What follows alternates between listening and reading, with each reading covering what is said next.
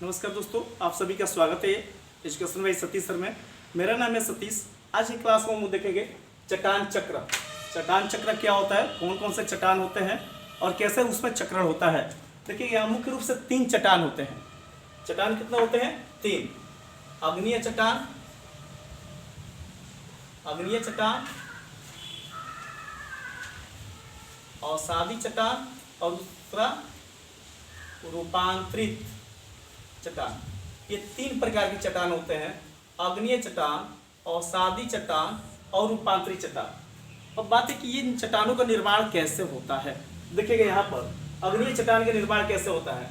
जब जमीन के अंदर से ज्वालामुखी निकलती है तो ज्वालामुखी निकलने से यहाँ पर ये ऊपर लावा बनता है, ऊपर लावा बनता है क्योंकि नीचे से मैग्मा निकलता है तो ये लावा इस तरह से फैल जाते हैं और फैलने के बाद ये पूरे तरह से यहाँ पर पर्वत का निर्माण बना करते हैं जो चट्टान कहलाता है। ये होता है अग्नीय चट्टान। इस तरह से ये अग्नीय चट्टान बनते हैं। अवसादी जो चट्टान है, विभिन्न प्रकार के अवशेष कचड़ों के परत दर परत जमने के बाद जो वह कठोर परत बन जाती है उसे अवसादी चट्टान कहते हैं। तीसरा आता है रूपांतरित चट्टान। तो अवसादी और अग्नीय को उच्च ताप और दाब मिलने के बाद जब उसका रूप बदल जाता है, नए रूप में परिवर्तित हो जाता है तो उसे कहते हैं रूपांतरित चट्टान। तो इसको हम लोग यहाँ पर देखें क्या क्या होता है। ये अवसादी चट्टान से अग्नीय चट्टान, अग्नीय चट्टान से रूपांतरित चट्टान, ये कैसे बनता है। अग्नीय चट्टान से रूपांतरित चट्टान तब बनेगा जब इसमें उच्च ताप और दाब मिलेगा। उच्च ताप प्लस दाब मिलेगा तो इसका रूप बदल जाएगा। जब रूप बदल जाएगा तो उसे क्या कहेंगे? रूपांतरित चट्टान। सेम यही प्रक्रिया अवसादी में भी होता है और इसमें उच्च ताप और दाब मिल जाएगा तो ये क्या बन जाएगा? रूपांतरित। उच्च ताप और दाब दोनों मिलेगा तो ये क्या बनेगा? रूपांतरित चट्टान।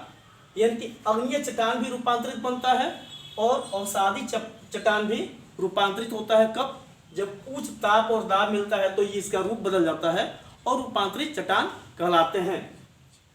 जब अग्नीय और अवसादी दोनों रूपांतरित हुए तो क्या रूपांतरित भी अग्नीय या अवसादी हो सकता है? हाँ, हो सकता है। कब? देखिएगा, रूपांतरित चट्टान अग्नीय चट्टान कब होगा? जब ये रूपांतरित चट्टान गल जाएगा। गलने पर ये क्या होगा? अग्नीय चट्टान होगा।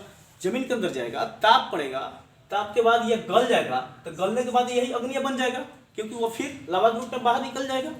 तो ये रूपांतरित चट्टान भी अग्नीय चट्टान बनते हैं। कब? गलने के बाद। अब अग्नीय चट्टान क्या अवसादी चट्टान बनते हैं? हाँ, बनते हैं। कैसे? जैसे ये अग्नीय रूपांतरित चट्टान अवसादी, जैसे ये अपक्षय होगा,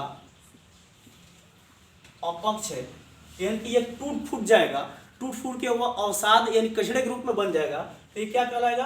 अवसादी चट्टान। देखिएगा, अवसादी चट्टान अग्नीय चट्टान क्या बनते हैं? रूपांतरित अग्नीय बनने के लिए गलेगा तब वो अग्नीय बनेगा। सेम वैसा ही अवसादी चट्टान भी गलने के बाद ये अग्नीय चट्टान बनते हैं।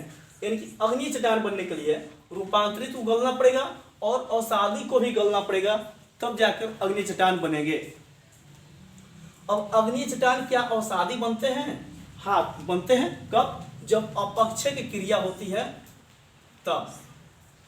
अपक्षय की क्रिया के बाद ये फिर अवसादी चट्टान बनते हैं। तो देखिएगा यहाँ पर ध्यान से, दोनों अवसादी बनने के लिए अग्नीय और रूपांतरित दोनों अपक्षय होगा तो क्या अवसादी बनेगा? रूपांतरित और अग्नीय दोनों अपक्षय के बाद क्या बनता है? अवसादी बनता है। अग्नीय में देखिए, रूपांतरित और अवसादी दोनों यहाँ पर गलने के बाद, यहाँ से भी गल रहा है और यहाँ से भी गलने के बाद क्या बनते हैं? अग्नीय बनते हैं। फिर यहाँ पर देखिए, अवसादी और अग्नीय दोनों में उच्च ताप और दाब मिलने के बाद क्या होता है? ये रूपांतरित होता है। तो इस तरह से सब ये चट्टान एक दूसरे के रूप में बदलते रहते हैं। इन बदलने की क्रिया को ही क्या कहते हैं? चट्टानी चक्र कहते हैं या चट्टान चक्र कहते हैं। तो ये सभी तीनों चट्टान एक दूसरे के आपस में बदलते रहते हैं। इस प्रकार से ये चट्टान चक्र हुआ। इसका स्क्रीनशॉट लीजिए अगर ये वीडियो आपको अच्छा लगा होगा तो प्लीज़ मेरे चैनल को सब्सक्राइब कीजिएगा और इस वीडियो को ज़्यादा से ज़्यादा शेयर कीजिएगा। इसका स्क्रीनशॉट लीजिए।